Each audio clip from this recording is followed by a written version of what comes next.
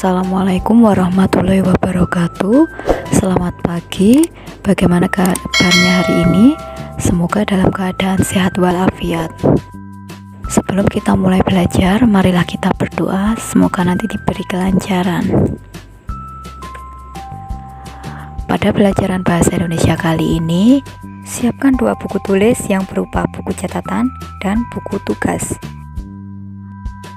Pertemuan minggu lalu, kita telah belajar apa itu teks berita. Saya ulas kembali, teks berita yaitu teks yang berisi tentang kejadian, peristiwa, atau informasi yang berupa fakta. Unsur-unsur teks berita meliputi 5W1H atau disebut dengan istilah adik Simba.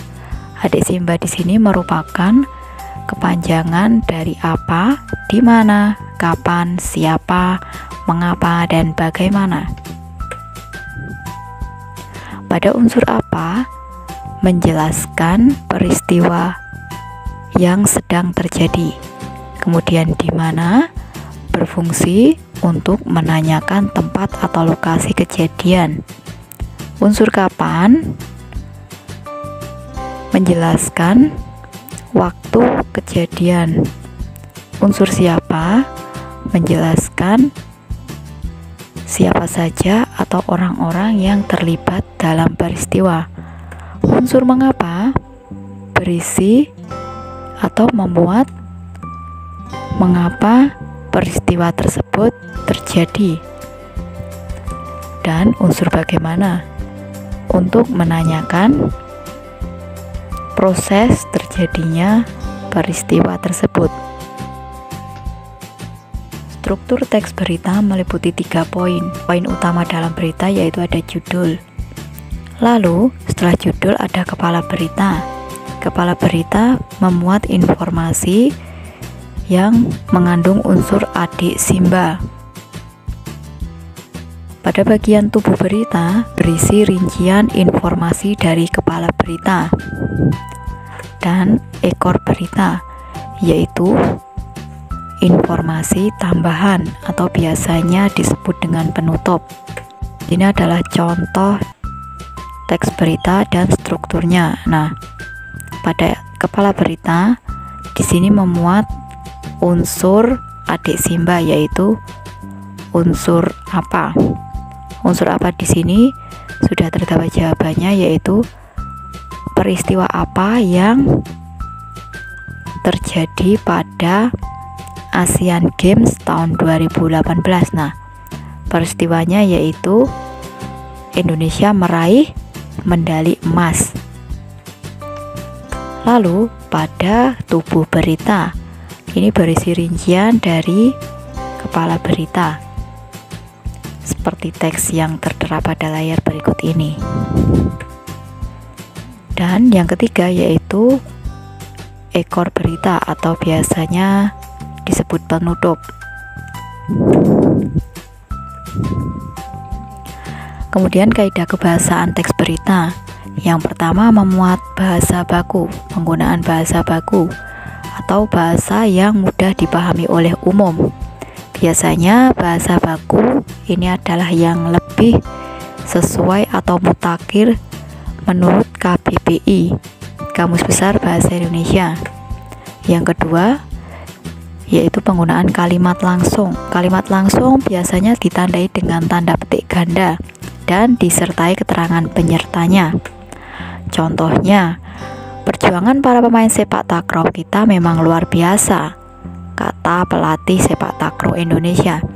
Di sini ada kalimat langsung atau orang yang berkata dan juga penyertanya. Penyertanya yaitu siapa? Pelatih sepak takraw Indonesia. Yang ketiga, penggunaan konjungsi bahwa.